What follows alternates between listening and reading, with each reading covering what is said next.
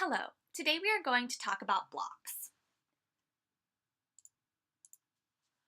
Blocks are content holders that can appear in various places across the site. They can hold multiple kinds of content, including multiple widgets, text, and images. Blocks can also be used multiple times across the site, making them excellent choices for content that is used in multiple places. One example of a content block is a category content block. Let's take a look at how blocks work on your site by looking at the admin tool. Once you've logged into the dashboard, in order to find blocks, you will need to look in the left-hand column for content. When you open the content flyout, blocks are listed under elements. Clicking blocks will open a list of blocks that have been created. If you need to edit a block, you'll want to find it in the list of blocks. If you want to add a new block, you'll want to use the orange Add New Block button at the top of the screen. Let's take a look at some of the types of blocks in your list. There are blocks for footer links and social links. There's a block for the header message, and there's even a block for the gift registry content. What we're going to look at today is the jewelry category content block. All of the blocks are going to work the same way in terms of content and settings.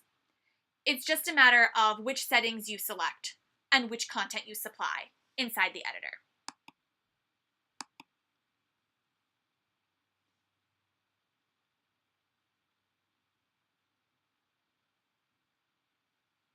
Once you bring up the editor, you'll see a list of options for the block.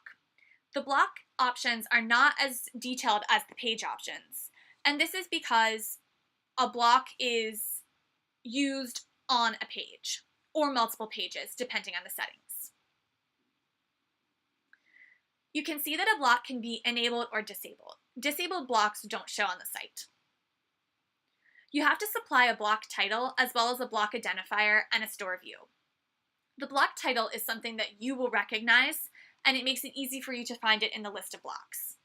An identifier needs to be a unique identifier, so no blocks can share the same identifier. The store view tells you which store it appears in. If you had multiple stores, this is where you would adjust that. Below all of those settings is the WYSIWYG editor, which holds the content for the section. The WYSIWYG editor can be used like any of the WYSIWYG editors throughout the site. You can add any of the types of content, including widgets. You can also add images and just content by navigating inside the block with the cursor. The category block in particular uses a set of image callouts, 5 to be exact. The first one should be displayed in the header banner format, and the others are displayed in the image format. Let's take a look at the front end of the site to see how this is displayed. On the jewelry page, we have a banner at the top with some text. Then we have 4 standard width blocks with images, text, and links. These are the first in row items.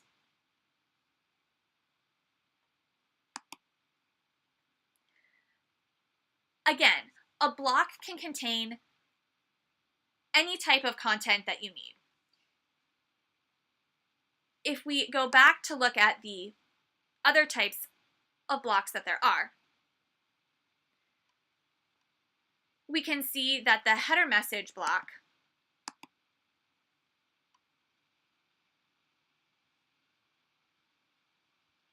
contains the content that's displayed in the header area. Free shipping with your purchase of $150 or more, which you can see at the very top of the site.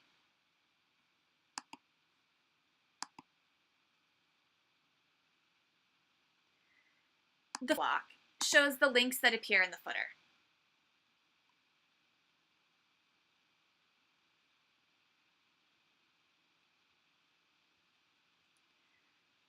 lists with our company, our store, services, and assistance, which you can see at the bottom of the page in the footer.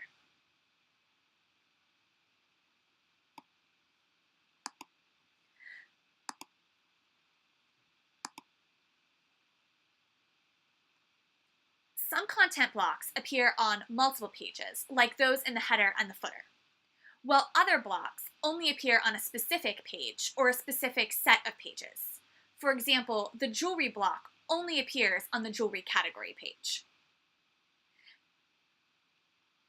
Where static blocks appear is determined by some of the settings in the theme and some of the settings in the admin tools that you'll use.